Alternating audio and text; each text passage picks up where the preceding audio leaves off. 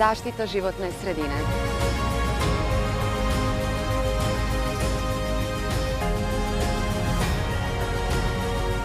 Vladavina prava, pravda, sloboda i bezbjednost. Ljudsko dostojanstvo. Mobilnost mladih. Održivi razvoj. Naučni i tehnološki napredak.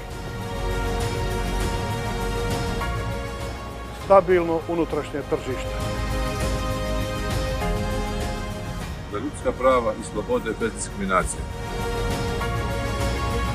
Mir, bezbjednost, tolerancija, solidarnost. Bolji standard i kvalitet života.